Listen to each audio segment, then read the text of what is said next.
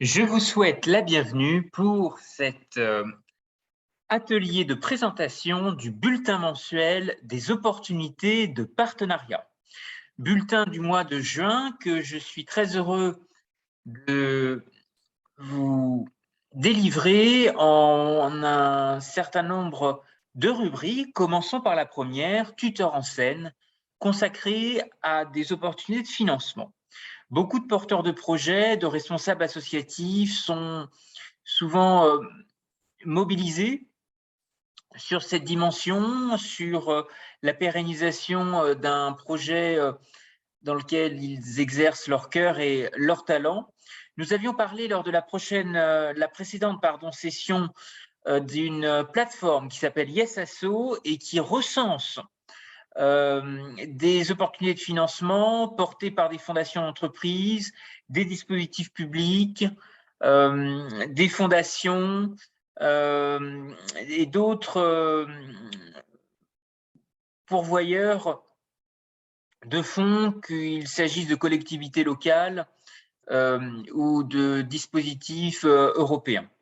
Je vous propose d'approfondir une nouvelle fois ce sujet à travers la mise à votre connaissance d'une plateforme qui s'appelle Home Terra Viva Grants, qui recense de nombreuses sources de financement et qui peut être extrêmement utile pour des acteurs dans le domaine de l'économie circulaire, de l'innovation, le développement durable, l'environnement.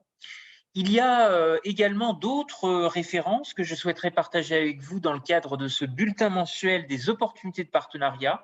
Vous parlez d'un annuaire qui est un peu un who is who des fonds. Lorsqu'on parle de fonds, c'est plus particulièrement des fonds de dotation et des fondations rattachées dans le vivier du Centre français des fonds et fondations, donc, vous avez ici les références si vous souhaitez retrouver cette plateforme sur Internet et qui recense un certain nombre d'opportunités et qui peuvent être utiles, y compris pour financer des projets d'organisation de la société civile, des projets d'organisation non gouvernementale non française, ce qui peut être très intéressant pour des acteurs à l'international qui se projettent dans des coalitions créative d'acteurs dans des démarches multi-acteurs. Eh bien, c'est peut-être une plateforme qui peut justement donner des ailes à ce type de projet. Toujours dans cette même dimension, nous allons parler un peu de francophonie et vous dire que l'OIF, l'Organisation internationale de la francophonie, lance 2 appels à projets pour soutenir des acteurs qui contribuent à la mise en œuvre des ODD. Vous savez que les ODD, ce sont les objectifs du développement durable, objectifs du millénaire. L'intérêt de cet appel à projet, c'est de soutenir des acteurs qui souhaitent contribuer à la mise en œuvre de cet agenda des Nations Unies, mais à une échelle locale, micro-locale. Ce qui veut dire que ces 2 appels à projets concernent directement d'un côté des collectivités locales et de l'autre des organisations de la société civile.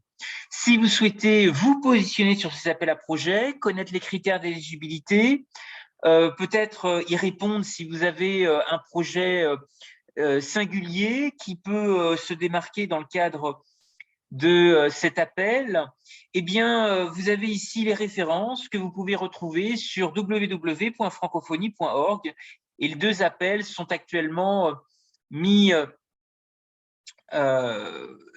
à la disposition des candidats pour la période 2022.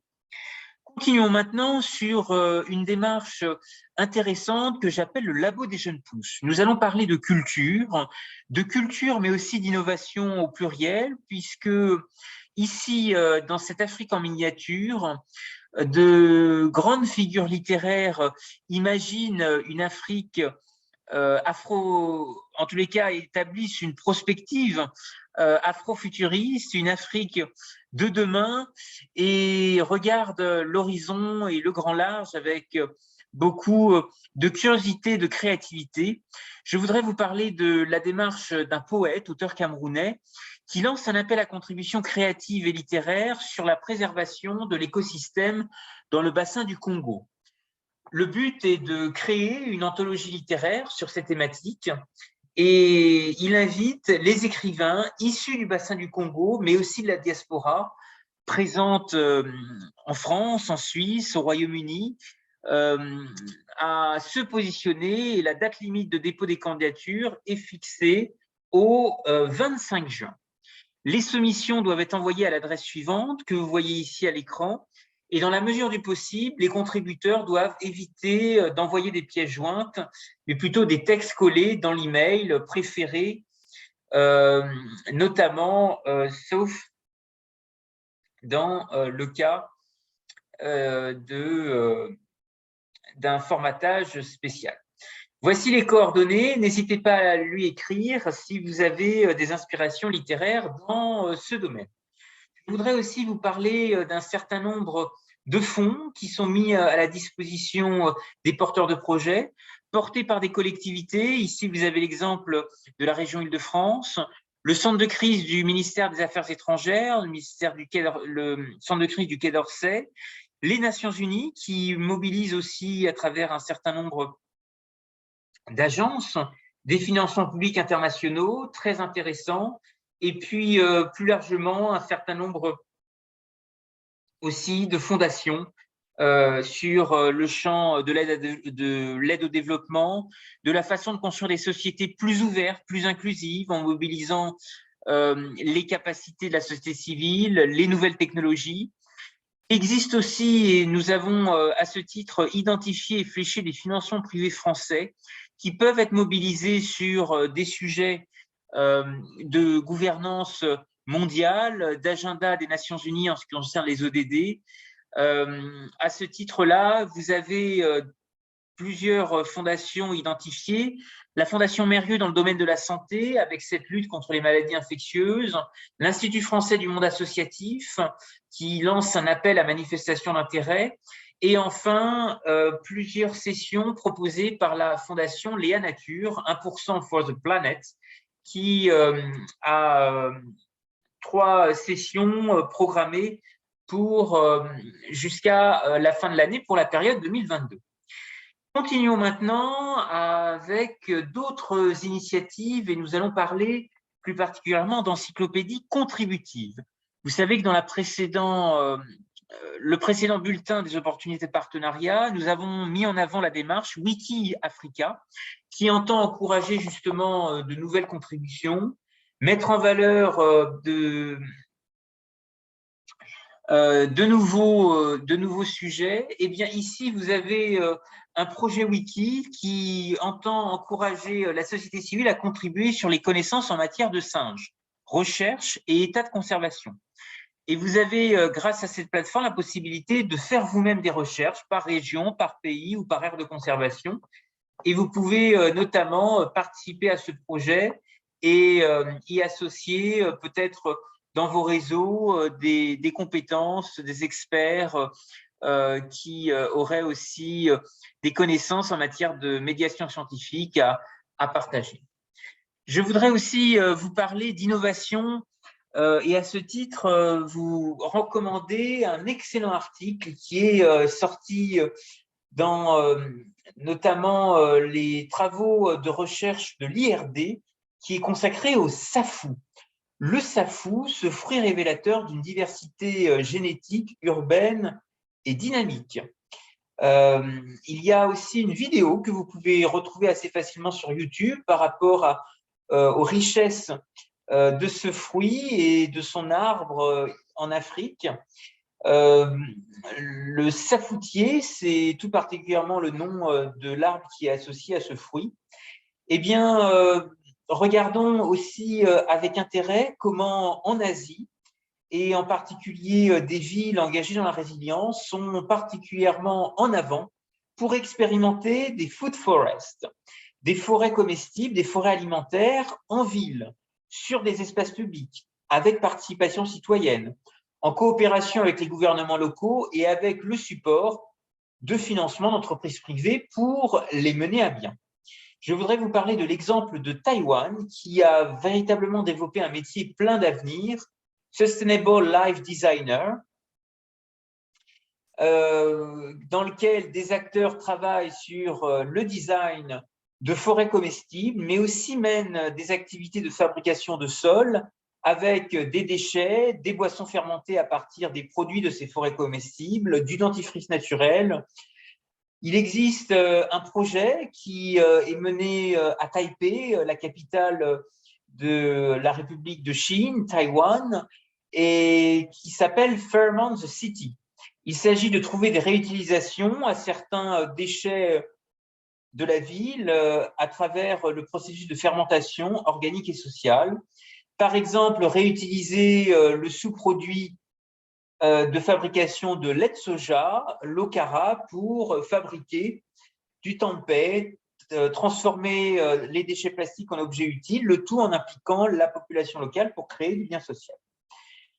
Nous allons continuer sur ces sujets autour de la gestion durable des forêts et je voudrais vous recommander une vidéo, un webinaire réalisé par un consultant qui intervient pour un programme des Nations Unies et qui entend sensibiliser les internautes aux enjeux de l'agroforesterie, qui est un enjeu capital pour le secteur agricole, et vous pouvez visualiser ce webinaire qui est articulé autour de 3 questions. Continuons sur une autre rubrique que j'ai intitulée « L'arbre des possibles ».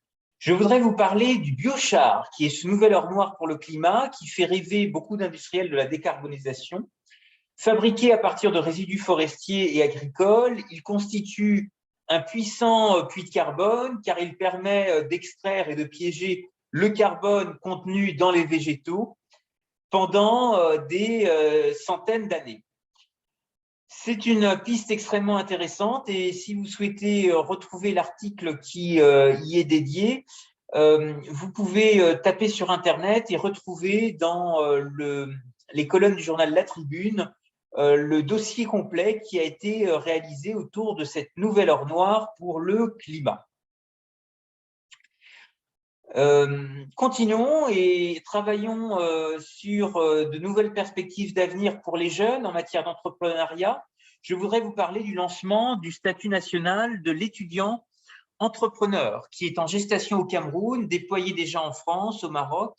Et l'un des objectifs du programme Entreprendre, dont la construction du plan d'action pour le Cameroun a été lancée le 23 mai dernier à Douala, entend fédérer des opérateurs économiques, des experts, des universitaires de plusieurs pays, avec l'ambition de travailler collectivement sur cette problématique et notamment de porter une véritable dynamique universitaire orientée vers l'enseignement supérieur avec la mobilisation de l'Agence universitaire de la francophonie, l'AUF, dont le siège pour l'Afrique centrale et la région des Grands Lacs est situé à Yaoundé, au Cameroun. Toujours sur les questions d'employabilité des jeunes, l'Agence universitaire de la francophonie soutient actuellement 3 projets innovants, 3 projets d'avenir. Et parmi ces projets à très forte plus-value d'employabilité, je voudrais vous en citer 2. Numita Holdings, qui est engagé dans la fabrication de la banane plantain, mais aussi qui travaille sur l'élevage, la vente d'escargots et de produits dérivés, au sein projet qui est incubé au sein des laboratoires de la faculté d'agriculture de l'université de Buea. Enfin, je voudrais aussi vous parler du projet EcoBag Ventures, qui est spécialisé dans la fabrication des sacs écologiques à partir des troncs de bananiers. Projet, cette fois-ci incubé dans les laboratoires de la faculté des sciences de l'université de Douala. Je vous remercie pour votre intérêt pour ces sujets liés à l'innovation et l'entrepreneuriat des jeunes. Je voudrais terminer sur une note liée plus particulièrement autour de l'agriculture d'avenir et la façon de renforcer la sécurité alimentaire et nutritionnelle en Afrique centrale via la valorisation d'arbres fruitiers locaux. Eh bien, le safoutier est au cœur d'une dynamique ville et campagne, prune des villes, prune des champs, et vous pouvez, grâce aux travaux de l'IRD, retrouver une vidéo qui présente combien cet arbre peut répondre à des enjeux de sécurité alimentaire et nutritionnelle extrêmement importants pour l'avenir et l'Afrique de demain. À ce titre, le SAFU et sa gestion durable font partie de pistes de recherche développées par un certain nombre de projets portés par l'IRD. L'IRD qui entend aussi soutenir des startups, qui entend se rapprocher d'incubateurs, de dispositifs publics d'appui à l'innovation. Et dans ce champ, je voudrais à ce titre vous encourager à regarder leur page Facebook dédiée qui s'appelle Bondy Innove. Dernier sujet consacré à l'économie circulaire, vous dire que la drèche est un déchet d'avenir, aujourd'hui valorisé au Cameroun. Il a un sens en Afrique centrale à travers la puissance des industries brassicoles. Eh bien, vous savez que la drèche est le produit solide et méconnu du brassage de la bière et qui contient des fibres et des protéines de céréales maltées. Et le renouveau de la bière artisanale à travers le monde induit une augmentation sans précédent des quantités de drèche urbaine. Dans les villes, il y a effectivement une récupération de ces déchets qui peut être utilisée, d'autant qu'elle représente un coût important pour les brasseurs. Et souvent, les nutriments, malheureusement, sont perdus dans ce processus. C'est pourquoi, dans ce bulletin mensuel des opportunités de partenariat, je vous invite à regarder un exemple inspirant qui nous vient de la Bretagne et qui a été pionnière dans l'émergence d'un produit brut, local et circulaire, le Brew Sticks, qui entend utiliser la drèche pour fabriquer des produits alimentaires avec un certain nombre d'arômes, coco, curry et de nombreux autres épices et saveurs. C'est un exemple inspirant à suivre en Bretagne. Vous pouvez retrouver des références sur les réseaux sociaux. Et vous avez ici comment finalement ce brassage artisanal, circulaire, local, bio et vivant mobilise une chaîne de valeur avec des produits solides, les céréales maltées, mais aussi produits liquides, puisque vous savez que la bière est aussi porteuse d'une économie circulaire et nous pouvons certainement relier ensemble, trouver une intelligence croisée pour créer un cercle vertueux et développer une chaîne de valeur. Cette chaîne de valeur, elle est essentielle dans le projet que j'ai la chance de développer et déployer ici en Afrique centrale, au Cameroun, parce qu'elle est là véritablement au cœur de l'émergence de milieux innovateurs. Et nous sommes en quête de nouveaux leviers. C'est le sens de ce bulletin des opportunités de partenariat, d'identifier de nouvelles niches. Nous avons notamment observé la sous-information des niches juridiques offertes par la propriété intellectuelle. Les indications géographiques protégées sont un label africain d'avenir qui prend corps. Et Yaoundé, capitale du Cameroun et siège de l'Organisation africaine de la propriété intellectuelle, est une place tout à fait appropriée pour encourager l'identification, le recensement de produits éligibles à une démarche d'indication géographique protégée. En mobilisant des ressources de fondations d'entreprises, en diffusant des bonnes pratiques, nous allons certainement pouvoir mettre en œuvre, animer une veille stratégique avec de nouvelles opportunités de partenariat avec différents acteurs de coopération en Afrique centrale. Il y a une véritable opportunité de faire de Yaoundé une future Tel Aviv de l'Afrique, une alternative au modèle de Singapour africain au Rwanda. Eh bien, j'espère vous retrouver pour une prochaine revue des opportunités de partenariat dans ces témoignages afrofuturistes, dans cette capacité aussi de transformation. Nous sommes, à travers ce projet, comme vous pouvez l'imaginer, orienté vers la valorisation de produits forestiers non ligneux. Il faut trouver de nouvelles chaînes de valeur, de nouvelles chaînes d'innovation. Et nous avons des indicateurs extrêmement exigeants, ambitieux, pour développer des cartographies, une analyse SWOT, des enquêtes terrain, des ateliers de restitution, des réunions thématiques. Et je l'espère demain permettre à la vérité des orangers d'être une véritable carte de visite afrofuturiste pour le Monsieur Afrique de l'Union européenne.